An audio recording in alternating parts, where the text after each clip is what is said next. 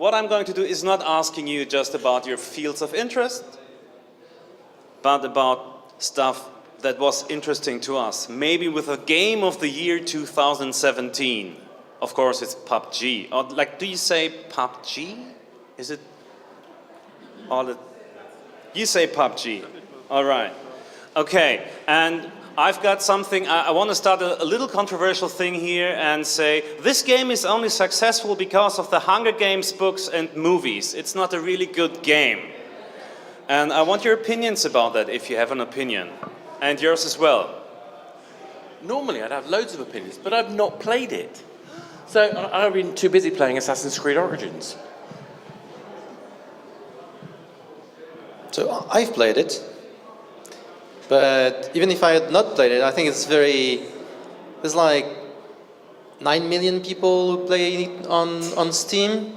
This is such a bullshit statement. It's not a good game if you have like 9 million people playing it. So even if I don't like the game, it doesn't mean it's a bad game. That's the way I look at it. I think it's good. People enjoy it. So that's all that matters. Yeah, I'm following the craze about it. Like chicken dinners served every night. Yes, I also haven't played it myself yet, but I'm eagerly waiting. So, but other than that, I don't have a particular opinion. Otherwise, I approve. Why not? Well, I actually played it just a few times, and I made it to place 3. So no chicken dinner for me. But regarding to your question, I think you could say Battle Royale, old school film, old school movie, way down to the early 2000s, I think, made the whole game mode possible and attractive. So we had a couple of games that had that game mode, that elimination round game mode, and the random loot and stuff like that. So we have like a development in different games that led to the big finale of PUBG coming to like in the right time. I think it was like summer break or something. So there was not a lot of releases, and then there were like a lot of players with well, a lot of time at their hands, and it was like, I think it was a little bit of luck. And if you see the devs, they saying like, oh, that is surprising to us too, and now they have like a lot of money and and trying to like institutionalize that. I think there's a time when I was playing a lot of No Man's Sky, another game that has a certain amount of controversy associated with it. And No Man's Sky, I still think, is one of the best games I've played in the last 5 years. So I think, to your point, the number of people playing it, the people's responses to any particular game, whether it's PUBG or things like No Man's Sky, it's so much about personal taste and expectation. And when we have these breakdowns of communication, it's often down to something's gone wrong in communicating it, rather than necessarily being a flaw in the game. Maybe has it also something to do with that you play with 100 people and it's falling into this, I wouldn't say like this development that games who are eSporty or are kind of give you that feeling to compete, that they're going to be more successful nowadays and even further along. I mean, especially you, Hans, for example, as an eSport president. Would you say it has got something to do with that? Well, I think competition is a big part of gaming, like down the line to like the earliest days. But of course, the competition that PUBG offers is something rather interesting, because it's not like a team competition, and it's not like you try to get like better at it like every time you play it with a repeating set of skills, but you you are very bound to the randomness of spawning loot and where you drop, and which player has like the first level 3 gear, right? So it's from an esports point of view, and we as a federation are trying to find a broader definition of esports in regards to integrity of the sport. You would say it's not a classical sports title because there are so many random elements in it. There is no comparability of the individual player because it's totally random if you are one of the first that drops or one of the last. Okay, I've got a question from the audience. A guy or a girl called Anonymous, and he or she is asking, can we get a PUBG Brandenburg map sponsored by Medienboard? I think that this is a serious question. No, I just want to, because it's the most upvoted question right now here. So somebody else is asking, what game is going to be the next big eSport game, I guess? So, but just very short, Hans, because you talk so much right now. Yeah, actually I cannot tell because the next big thing would something we cannot imagine right now, and I think that's it's like the whole thing, right? To have like attractiveness to people, you have to create something that brings a whole new world to them. Okay, I've got another question, which is there's so many now. Wow. Can I have a go at that one as well? The eSport one. All right. The eSport one I think is really interesting because there's a zeitgeist that happens when you get the right balance of skill and context and playability. But I think it's also, you've got to have space for commentary. You've got to have space to breathe. You've got to have space for the audience to understand a common law. And I think, things like League of Legends, Dota, Overwatch, even to a certain extent Counter-Strike, have this kind of sense of a common understanding. And it's often quite esoteric. It's often quite, complicated. And so you need a new person will need a commentator to try and put that into context. People who are very experienced want to be able to look at the statistics around that, and those statistics have to be meaningful. There are a lot of people trying to make, esports from the ground up, but it takes a kind of this magical kind of quicksilver moment, like when Rocket League got made available on PlayStation as part of the sort of subscription, the PlayStation Gold. And it was suddenly available to a whole bunch of people for free, and there was suddenly a whole bunch of people playing it, and it's so responsive and got such a perfect time frame, and looks so great on Twitch and YouTube, etc., etc. Those magic moments can't always be predicted, but it's the combination of timing and perfectly poised skill-based mechanics where you can grow into it and learn the world that game is taking place in. That's, I think, why it's so hard for us to guess where an esport's coming from. Okay, I switch to the next slide, and obviously it's about funding, and so this fits perfectly to the next question, which is: are you satisfied with the amount of German games being funded and the amount of said funding? How do we see the subject developing in the future? That's a serious question. Actually, no. Well, I don't even know where to start. Like, first of all, let's start commenting on your slides, your collage. I'm very happy to see Lonely Mountains Downhill. We funded the Fight Links game. Yeah, All Walls Must Fall. Wow, good job. Trüberbrook. I think a lot of them will be coming out. This is already out this year, so that's going to be an exciting year, 2018.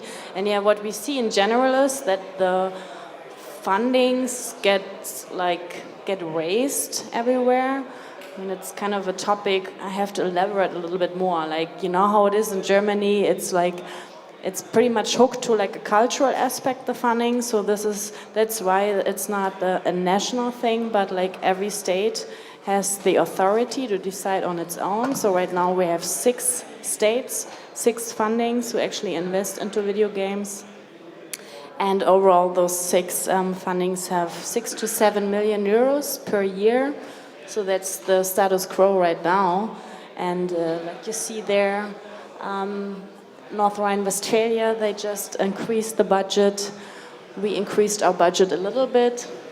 Could always be more, so it's always important for us to stay connected to the politics, because at the end they're deciding how much budget we get. I mean, there's lots to say. What else maybe can I add? Maybe there are specific questions in the audience. What would be interesting for me maybe is, Thomas, you as a Kickstarter or funding specialist, expert, Yep. You've got a different view, I think, on several kind of funding landscapes. You, I think, coming from France, living in England, and now being in Germany, talking about German funding. How is that? So I don't know exactly what is the status of public funding in Germany, all that context. But from crowdfunding, it's interesting because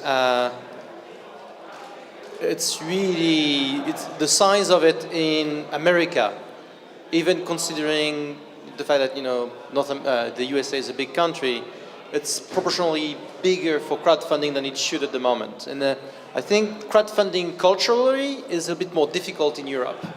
And I think it's even more difficult in Germany, it seems, than in France.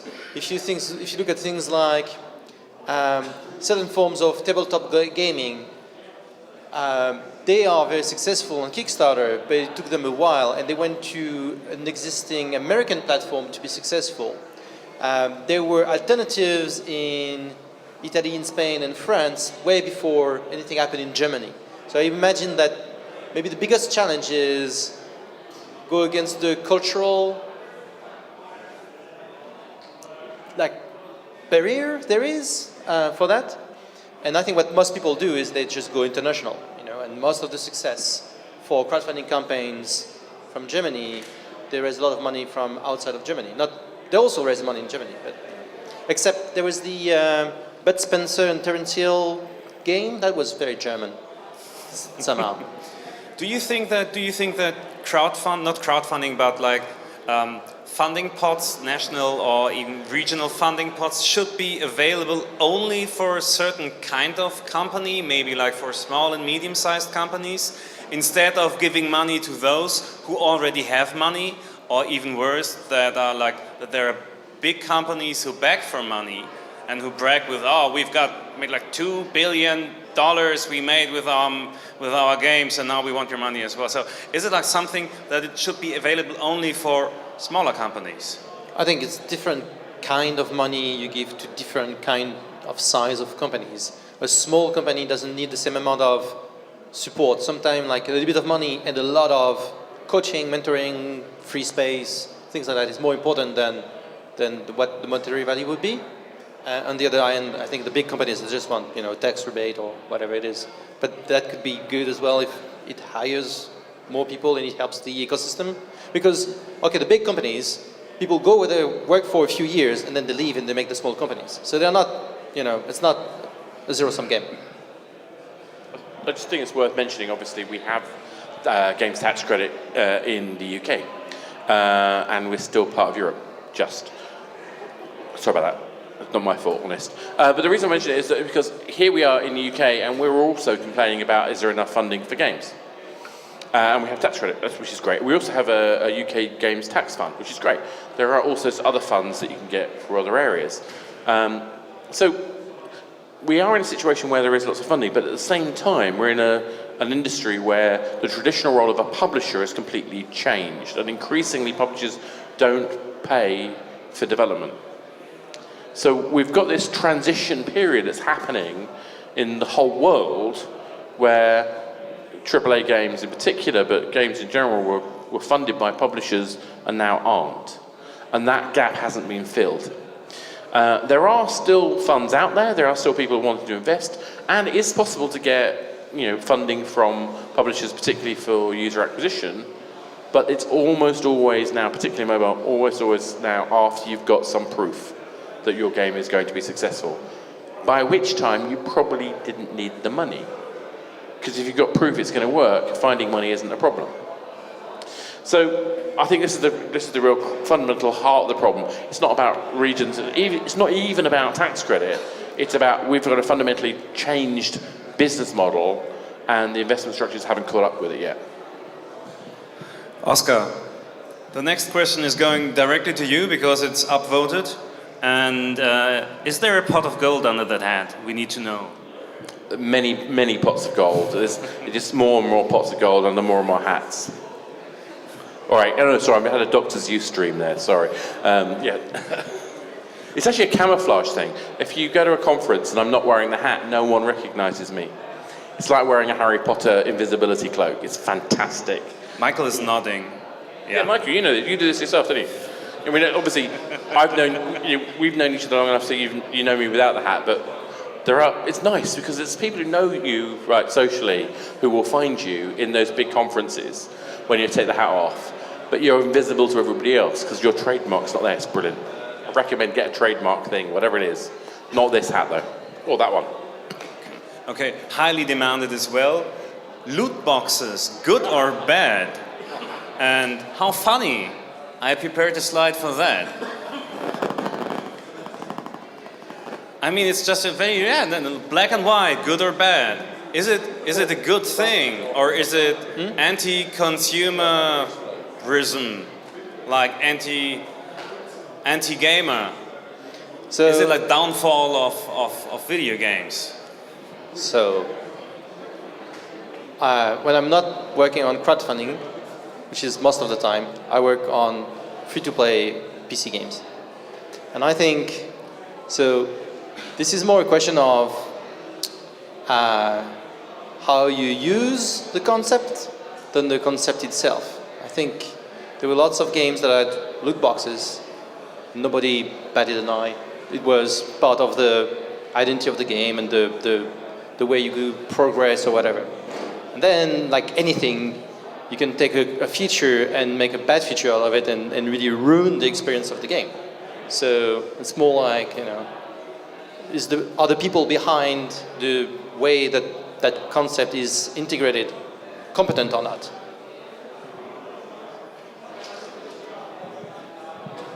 I think from esports point of view, loot boxes, well, you have a lot of titles that are working with loot boxes, especially in the free-to-play sector, but also, of course, if you look at Overwatch, there is also like the long-term financing built through loot boxes. But there will be a problem if loot boxes are pay to win. If they have any content that is pay to win, then you will have a breach of integrity to the title itself, to the sports factor in the title itself. And I think there for esports there's a line. Like if you have pay to win content, you cannot have a fair competition, and therefore it's not sports. Personally, I hate loot boxes even in the skin business. I understand that there's a need to have like a long-term financing because it's really important to have like a structure to get your title through the years, right? So there will be a lot of players that bought the title or have it free to play and will not invest any money in it, but they relate and they actually are interested in playing it for 10 plus years. So you have to have a plan for that, and loot boxes are one plan to have that, but I personally hate them. I think they are too gambly with all the structures they have. I don't say it's gambling, I say they are gambly. Like they are shaking and they have like all the pretty colors that coming from them and stuff like that, and that's something you have like on a one-armed bandit. Okay. Just quick, yeah, because before the emotions go off, I have to say probably in this round I'm the least emotional person about this topic. Like usually in the games we fund, it doesn't play a role at all. Like to the date, I don't know that anybody uses loot boxes. But on the other hand, we want our developers that we're funding to create sustainable businesses. And as we all know, it's gotten really very hard. I mean, it's always been hard, but to monetize your game, because we want our developers to live from the games. And like as we know, the mobile market is pretty much free to play. And like Thomas said, I'm like on your team. It's different concepts how to make money. And of course, like, how far can you go? I mean, you're going to ruin your community of players if you go too far. So, but on the other hand, like I said, the developers make some money. But usually, I don't work with developers that are so big companies that totally exploit everyone. But anyway, now we come to the emotional breakout now. Deep breath. Right, where do we start? Okay, thing one, okay. There's no such thing as pay to win. I'll explain. It's called a broken game. If you create things in a game, which means that you will win just because you bought something, you have not balanced your game. Therefore, you've just killed your game. Don't do it. So, next thing, gambling. Oh, I mean, no, you don't mean this. I'm just going to go into that because it's like fun. The point about gambling is that there is a particular mindset. I put down a wager. There is a certainty of a result, but whether I win or not, or lose, I don't know. And the idea of losing is that something is taken away from me. And there is a tension, there's a moment of tension when I have an expectation, the result is in, do I get the thing I expect or not? And that tension is where the excitement comes in, and we're getting paid out with the loot box. We are getting something. The problems happen when people take a perfectly legitimate, sensible way of providing goods or payouts in a game, and then focus purely on how much money you can get out of somebody. If they fail to be transparent, if they fail to communicate what they're getting, you're going to get trouble. So, how many people have ever played a collectible card game like Magic the Gathering? Anyone? Hearthstone, anyone like that? Yeah? When you open up a booster pack, do you feel like someone's cheated you? Do you feel like someone has stolen your money and run away? You don't, because it's just a bunch of cards, and that's the point. They're components to play the game. In fact, actually, when it's done brilliantly well, you love it because you're adding variety and spice and interest and delight to the experience. Who doesn't love surprise?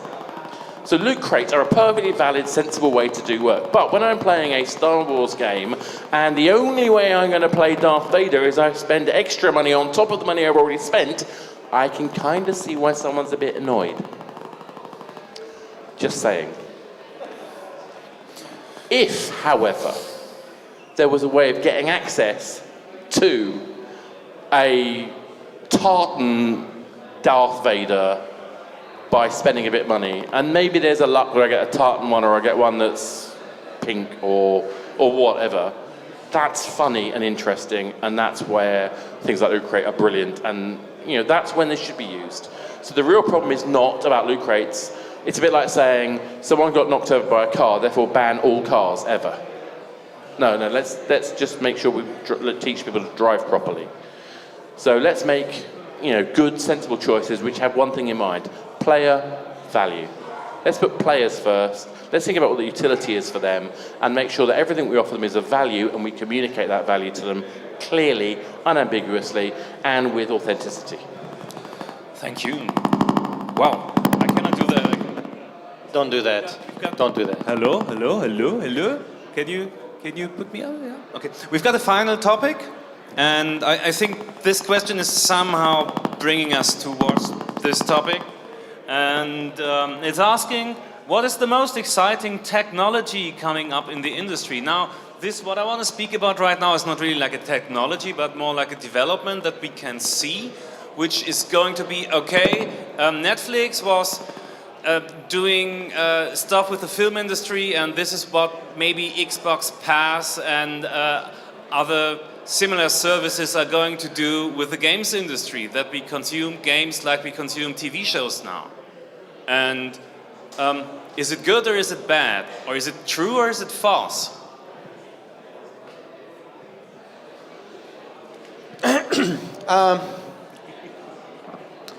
I find that business model very difficult to believe in. I'm highly skeptical. One reason is it's been around for a long time. A lot of people tried many times. It's kind of working. There's some companies are making some money there, but I don't see that as becoming something more than a very small segment. I think you do not consume games like you consume other media. There's a lot of the experience are different durations, different level of involvement, different feedback. I think I don't believe in it. That's the gist of it. It's very interesting because I don't think it's a question of is it good or bad. I believe it's the reality we live in. I personally are a user of Netflix. I have Spotify. I'm embracing flat rates. So I think it's just a reality that we are going to face. There's no question if you like it or not. And I think it's a question of that, you have to deal with it on the business side when you're a creator. And of course, when you're an independent developer, you're facing those huge, not even companies, but it's it's tough, But I think that's the reality. We'll have to deal with it on a business side. Who of you, like from the audience, thinks that something like a pass, something like a flat rate for video games, especially for AAA video games?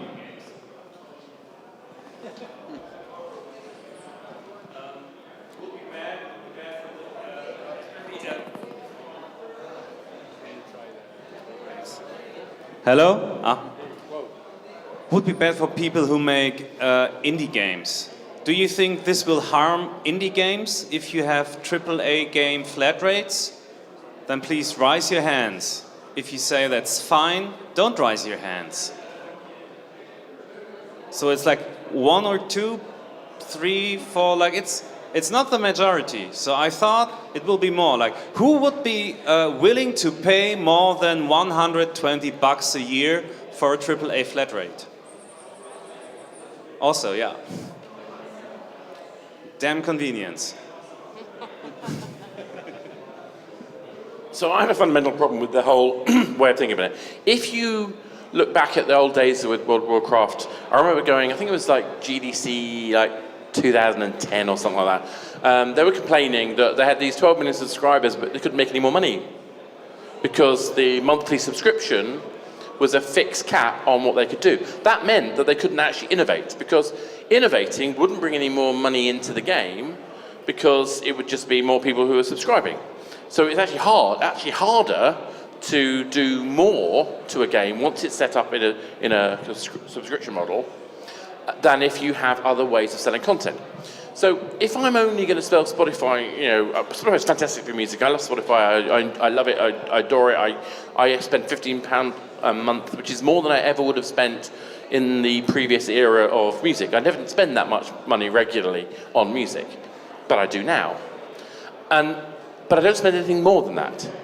I don't bother going anywhere else to get music. I don't bother listening for anything else. So what ends up happening is you're getting an ever compressing scope of who can produce content affordably and where I then go look for that content.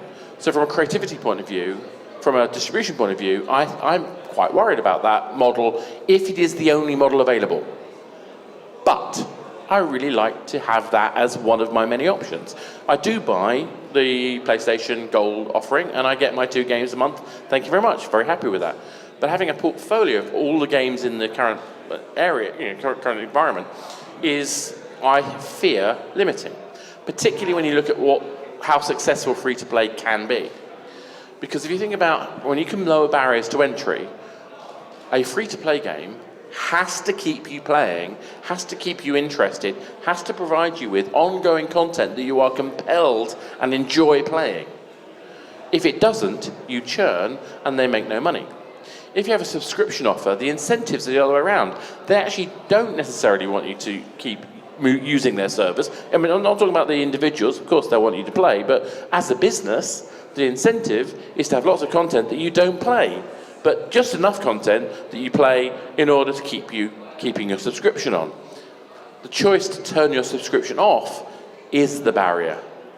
That's where I think is the biggest problem. And I think that will potentially cause damage longer term if it's the only option. Oscar, I'm sorry to interrupt you now, but I think we don't have much time left. The only thing I want to do is just say thank you for being here. That also goes out to you. And thanks Michael Lieber, because he was asking one of the most voted up questions, and I just want to read it out loud, and then I will leave you with this. And it's something you can think about. It's really deep. And why are retro pixel art games are so popular? That's true. Why? Because they're lovely? No, I don't want you to answer it right now, because we have to... we never know. We have to get rid of you now. But thank you nevertheless. And I hope you enjoyed the Intel Buzzworkshop 2018. It's not over yet, because what we're going to do now is... I don't want to do stuff you have to do, Celia, so... Thank you very much, Tim.